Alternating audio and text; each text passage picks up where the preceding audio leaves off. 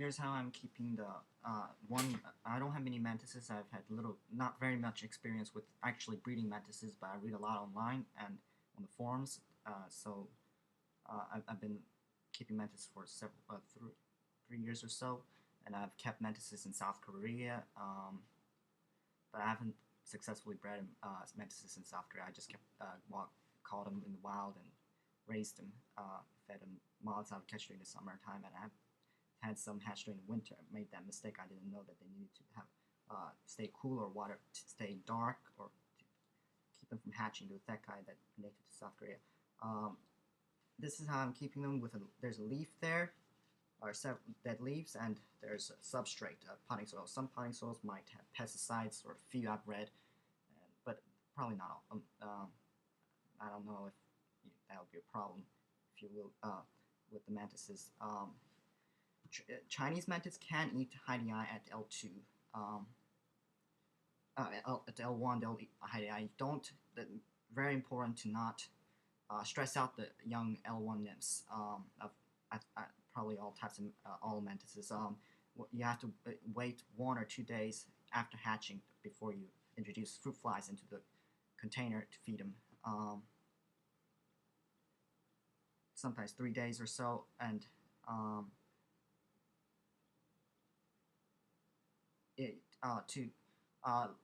to lengthen their lifespan, or to if you have a little bit of food, only a few feeders or whatever, you need to keep them cool, like 68 degrees or lower. But some species, like desert species, might not do well cool. I've read that they get sick or whatever a long period of time being kept cool.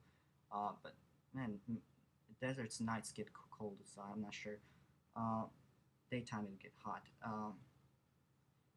But if you want them to grow fast, keep them really hot, like 90 degrees or higher. I'm not sure. I bet most mantises can handle that high of a temperature. Uh, and Some species are highly cannibalistic. Carolina mantids and Chinese mantids will cannibalize at L1. I've heard of a person in Texas. He raised some Carolina mantids, and he had an L1 nymph eating an L2 nymph. So that's really amazing. Um, Usually the other way around. Bigger mantis pretty much always eats the smaller mantis, or never the smaller mantis eats the big mantis. Oh, um, it's not.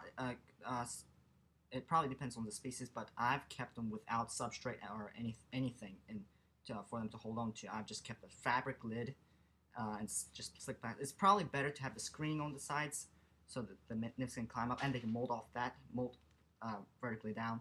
Where it's probably good to do that with a hot glue gun. Cut up some screening and glue it there.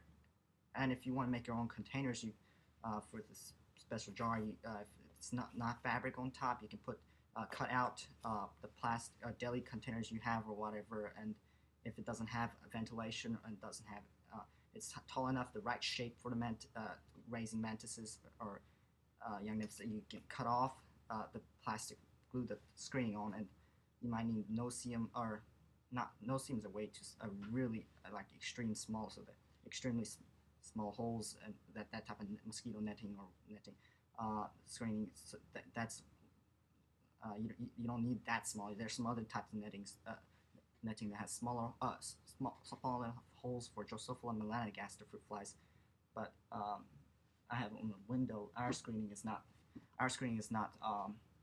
small enough. Fruit flies get in all the time, so that might be the normal screening. So you can't use that for feeding the fruit flies for young nymphs, but you can use it for making containers for older mantises, because they don't eat fruit flies. You'll need small screening for young mantises because you feed them fruit flies in the container. But I get these containers from joshsfrogs.com. I think one of the best prices. Those Plecon cups and stuff, they're different from these. Those might need screening to glue on because they don't have a fabric lid. They're just all smooth, slick plastic. So you'll need to maybe glue screening on those type of daily containers. Yes, you need to separate the nymphs from the larger nymphs from the smaller nymphs because they cannibalize. These do, and so. but most species, the mantises don't seem to be highly cannibalistic. Uh, Carolina mantises, I would separate them about L3. I've I would keep about 6 or 8 Carolina mantis L1 nymphs in the 32-ounce container on the, but more than that, it stresses them out, or they don't do as well for some reason. Uh, yes, when you the reason for putting waiting 1 or 2 days or 3 days or more. 1 day is probably too early. 2 days, wait 2 days, uh, and it depends on the temperatures. They When it's a lot hotter, when they're kept hot, the L1 nymphs, if you don't feed them soon enough, they'll starve.